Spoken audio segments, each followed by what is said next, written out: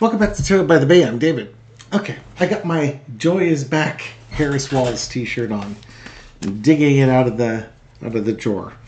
Why? Because I'm feeling joyful and I'm feeling hope. Kind of like how we felt when Kamala Harris and Tim Walz really started rolling with their campaign. Things looked like they were going to turn around and get better. Until the election was stolen. I mean, decided. Not stolen, decided. Just a quick recap. It's a little after 1:30 p.m. Pacific time on Labor Day, September 1st. Donald Trump's White House schedule shows no events today for Donald Trump. On Labor Day, the day you would expect him to be doing speeches, addressing labor unions, or civil liberty unions, or factory workers or farmers, or somebody somewhere touting the great American worker and the contributions they've done to help make America great, that sort of thing. Nothing, not a word, when all eyes would be on him. That just doesn't make sense. By the way, I want to thank Doris again for putting this shirt out on her, I believe it was an Etsy page or a Redbubble page under Ozzy's mom. Ozzy being her dog. O-Z-Z-Y, by the way. So thank you again, Doris. I really do enjoy my shirt, even if I've had no cause to wear it for the last several months. I feel compelled to wear it today. Actually, I was looking for it yesterday. I found it today. Regardless, recap. Trump met with the president of Korea on Monday, the 25th. Tuesday, the 26th, he had lunch with his cabinet and everybody had to say something nice to him. Almost like they expected Trump's health was bad and you want to make sure you say something nice to somebody before they go. Wednesday, he has lunch with J.D. Vance, the same J.D. Vance who had flown out a month or two before to meet with Rupert Murdoch. Was it Murdoch? Yeah, Rupert and Lachlan Murdoch over in Montana before flying back to have lunch with Trump. He has lunch with Trump on Wednesday, and then we don't hear anything more from Trump from then on. Thursday, Vance comes out and says, hey, I have 200 days, I am ready to go. Although Trump's in great health, but should the unforeseeable happen or tragedy happens, I'm ready to step in. You do not say that to the narcissist in chief. He would view it as a betrayal, a backstabbing. Why there's no reason for him to say that unless they're prepping you for something going really, really badly. And again, Trump hasn't been seen since. By Friday or Saturday, we start getting fake pictures and fake videos that are quickly debunked by the internet sleuths. On Roll Call, which is a database detailing the president's movements, it noted that originally I think he was supposed to go to Bedminster, and they had put flight schedules out for flight restrictions to Bedminster, and then those on Wednesday, and they got canceled on Thursday. And then Trump, I guess, went to the Washington, D.C. golf course on Saturday, and people weren't allowed to get pictures up close to him. On Sunday, he went back to that D.C. golf course, and on Roll Call, it specifically says he had golf with John Gruden, and they posted pictures up of John Gruden with Donald Trump shaking hands at a golf cart. I believe I used it as a thumbnail in one of my videos. The problem was John Gruden had posted up on Instagram on August 23rd about his round of golf that he played with Donald Trump, wearing the same purple shirt that he's wearing in those photos. So Roll Call may not be the most reliable source anymore for tracking the president's movements. Or, because it specifically said he was playing golf with John Gruden. I looked up John Gruden news. There is no news about John Gruden playing golf with Trump yesterday on August 31st. Now, I don't have Instagram, but if I did, I could go to John Gruden's page because that's where people went and found the golfing pictures. I haven't seen one reporter or any news of a reporter interviewing John Gruden saying, hey, did you have golf with Trump yesterday? That would be a really easy way to put this to sleep, right? Put this thing to bed. The other easy way is for Trump to actually talk with reporters. It's something he likes to do a lot, but hasn't been doing a lot recently. Let him talk to reporters for 10 minutes. and talk about how Joe Biden ruined the world and Obama and Hillary are conspiring to put out the fake Epstein documents or something along those lines. Not a word. Not a word. And when you say, "Oh, here's pictures of him," this, that, and the other thing, and people point out the when those pictures actually came out are not from the day you said they came out, you're adding fuel to the fire. Okay, so I did my reading yesterday on Trump. I was going to do a reading on his spawn, but when I did the reading, I kept getting cards that didn't make sense for them, and it made sense for Trump's cabinet. So I stopped that reading, and I'm going to start this reading over again. And now I'm going to ask about Trump's cabinet, because you're going to have two main factions in his cabinet. You're going to have the MAGA faction, and you're going to have the Tech Bro faction. A YouTube creator I was listening to today had a really interesting theory and thought. I want to share that with you. He was saying, what if Trump had fallen into a coma? Okay, so the first thing you'd have to say is, well, was there some video of him walking around the golf course? Some people are saying it looks like a body double. The body shape doesn't look right.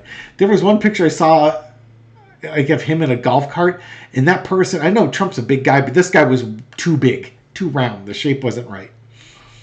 And back to this guy's thought. It's like, okay, so if Trump was in a coma, what does his cabinet do? Because Trump is a narcissist. And just like I mentioned with J.D. Vance earlier, saying, I'm ready to go. If Trump were in a coma and you go out publicly saying, yeah, we should 25th Amendment him, and then Trump comes out of the coma and finds out that you were talking about doing the 25th Amendment or actually went through with the 25th Amendment, would Trump be the kind of guy to say, oh yeah, I understand why you did it. I was unable to do the job. You're following the Constitution. You did your duty. Good job. But I'm okay now. You can put me back in. Does that sound like him? Or does he sound like, can't believe you did that. You betrayed me. You went behind my back. And I'm gonna make your life hell from now on. Doesn't that sound much more like Donald Trump? So his theory was his cabinet is just frozen in fear. They don't know what to do. So they don't do anything. They just pretend like nothing's wrong and put out fake pictures of him trying to buy time to do whatever. Now, the 25th Amendment is pretty clear. If the president's incapacitated, the cabinet votes unanimously. The vice president brings it up. The cabinet votes unanimously to temporarily suspend the president's powers and give them to the vice president. And that has to go through Congress. And then when the president's ready to go, you do it again. You bring the thing, the cabinet agrees, you bring it to Congress, say we want to give the power back to the president, and then you do that. But again, with this president, that would be viewed as an act of betrayal. So you can imagine that the first thing that you have to overcome is getting the cabinet to unanimously approve the 25th Amendment. Let me confirm that's actually the case. Correction, not unanimous. Majority of the heads. There's 15 members of the cabinet. So the vice president has to agree to do it, and then the majority, 8 of the cabinet members, have to agree to go forward with it. So I guess the first problem you're going to run across is, do you have 8 cabinet members who are willing to go against Donald Trump? And unfortunately, I don't know the cabinet members well enough to really tell you who's MAGA or not. But let me see if I can take a look real quick here.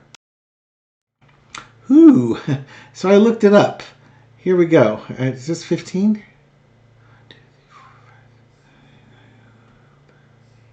No, there's more than that.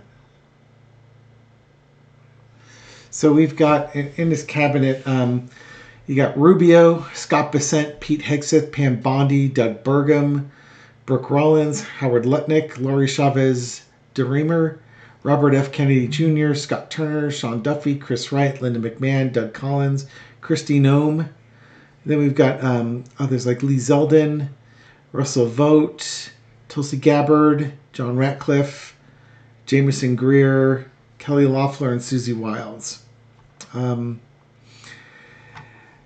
Yeah, that's his cabinet. Now, the article said 15. This looks like about 20 people in it. And just looking at the names and recognizing them, I would say the majority of those are MAGA. So the first problem you're going to run across is you may not be able to get a majority of Trump's cabinet to even agree to run the 25th Amendment in the first place. And J.D. Vance is going to be the one who has to bring it up. And again, he's not MAGA. He is a tech bro. So MAGA's now they're going to have to decide, do you stay your loyalty to Trump, or do you follow the money, or do you follow the Constitution? Entertainment purposes only. Let's look at the dilemma of Trump's cabinet right now with Trump's health situation, okay? Again, this is for entertainment purposes only. Foundation of the reading. Let's start right off with the Page of Cups, my card for MAGA. This is about MAGA and their strong emotions and devotions to Trump. And the Hermit card. It would not, it really wouldn't surprise me if Trump was in a coma. It would not surprise me. It would fit the data pretty well. But it's also finding a path forward here. Dare you leave the cave and strike out on your own when you've always relied on him to lead you? In the past, you got the Sun card, the truth coming out. Them finding out the truth about Trump having a health event. Current situation. It's funny, this came up yesterday as a foundational card. Five of Swords. Now it's a fight for all the marbles. It's fight for the soul of the country. Who runs the country? Is it going to be MAGA? Or is it going to be the tech bros in the Republican Party? Because I don't consider MAGA to be the Republican Party. They are the ones who took over the Republican Party. But there's going to be a fight. There's going to be a fight. They're not on the same page. You probably have three factions. You've got MAGA, you've got tech bros, and you've got traditional Republicans way off in the distance and very small. Your typical conservative or neocon. Overarching energy is the Four of Cups. Again, all the emotions. MAGA runs on pure emotions. If the 25th Amendment is being brought up, it's being rejected. No, we're not doing this. We do not agree to this. You're not doing this. We're not betraying Donald Trump. He's our everything. Lesson to be learned is the magician, because like any good cult member, they think he's going to rise from the dead and lead them on. And it might take him actually dying for them to actually, if he dies, then the 25th Amendment's not that. You don't have to worry about the 25th Amendment, because now we're talking secession or succession, not secession, succession.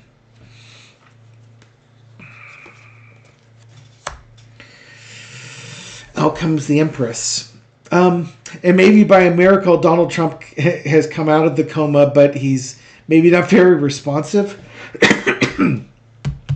So Trump needs rest and relaxation. And the MAGA cabinet members,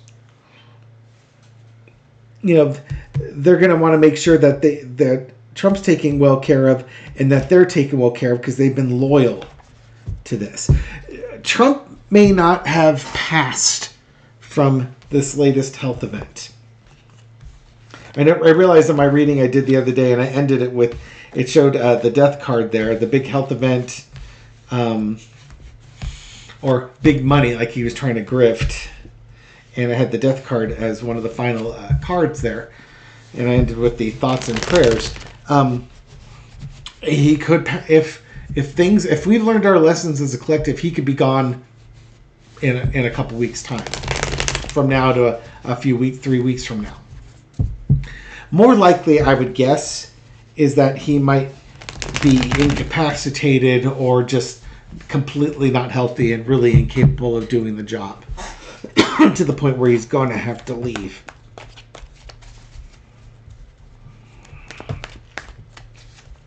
But it's a real possibility.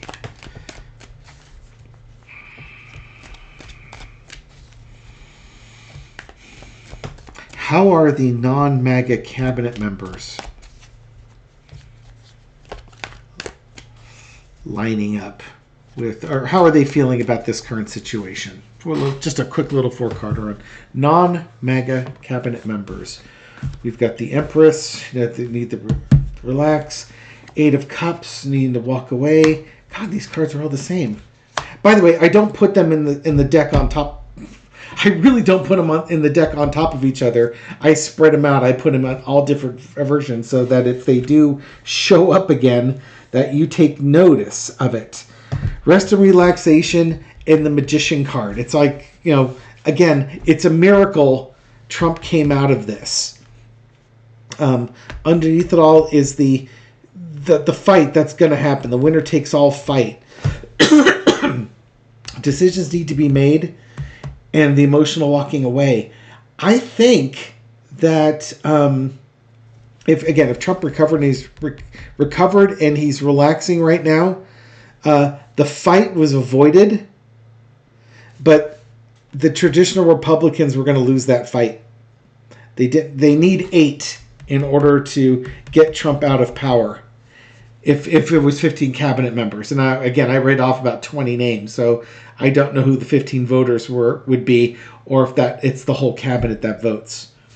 But it's like that decision needs to be made. I think the decision got delayed, but there's going to be an absolute fight about this, and the winner to get him to leave is 8. And how do you convince people, especially folks that are fanatical in a cult, to leave the cult leader? That could be a fight that's still ongoing. That could be a fight that has been avoided for now, but is coming up again in the future. And you get a taste of it. How about the MAGA cabinet members? The ones that are fully in on Donald Trump and the cult of personality.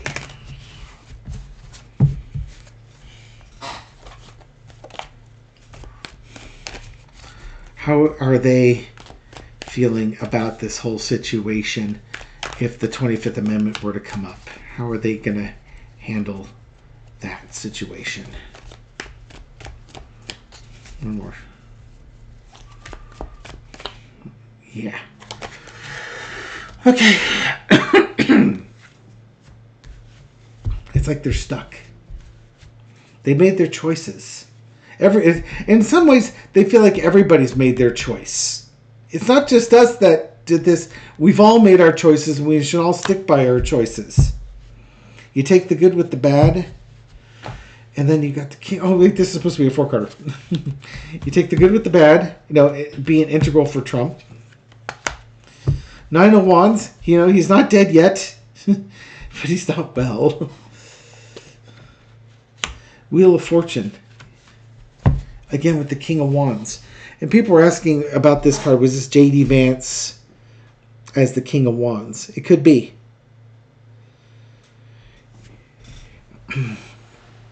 But if it's MAGA,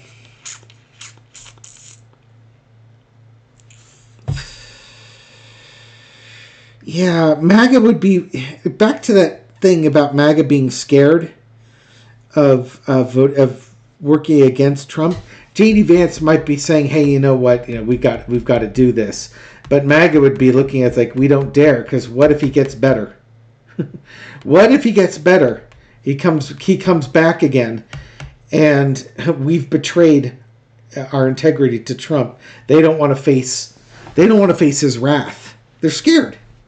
It's funny. They're just scared of him, which is exactly how Trump operates. He operates on fear. Everything is fear-based. And these people, they run on fear base type things. Again, it could just look at it as, we voluntarily stick with Trump.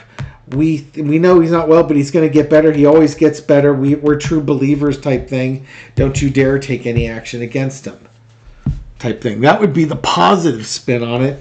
The less positive spin is they're scared shitless about what's going to happen. has J.D. Vance brought up the 25th Amendment to them? I know that I got like the Ace of Wands card, I think the last time I asked that. We're now on Labor Day. Has J.D. Vance flat out discussed the 25th Amendment with the cabinet members that would be voting on the 25th Amendment?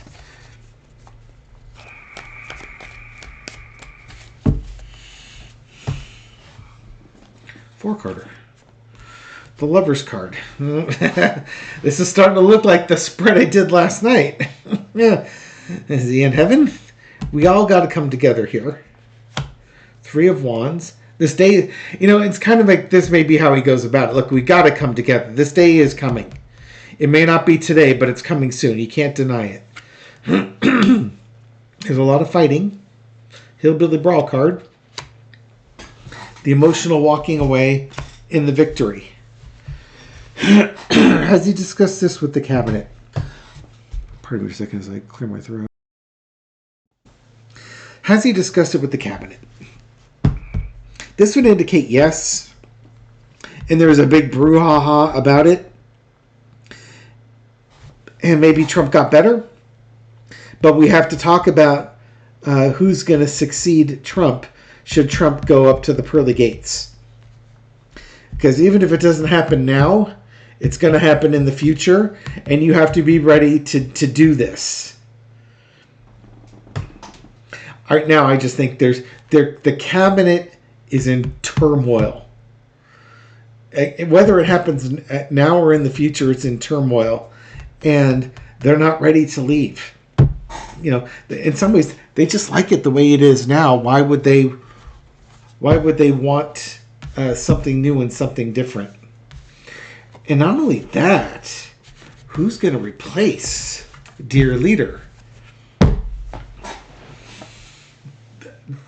Our country's so screwed right now. For the folks in Canada, Australia, the UK, Europe, Sam, light a candle for us, please. Our country is a mess right now, and it's just going to get messier. Oh my God. Whether Trump comes back from this or not, whether he's alive or not, this is going to be a mess. Again, if Trump dies, things get at least simpler. It's if Trump is incapacitated, that's when all hell breaks loose. And that appears to be where we are right now, is that Trump is incapacitated and truly all hell is breaking loose inside the inner circle in the White House amongst Trump's cabinet. Okay, so we'll leave it there. We'll leave us to our own personal form of hell. I guess we deserve it. If we're going to get any better, we're going to have to go through it. If, as they say, when walking through hell, don't stop. Thank you very much for watching this video and supporting my channel. I appreciate it. This reading is for entertainment purposes only, but I hope you found it insightful, and I'll catch you on the next video. Take care.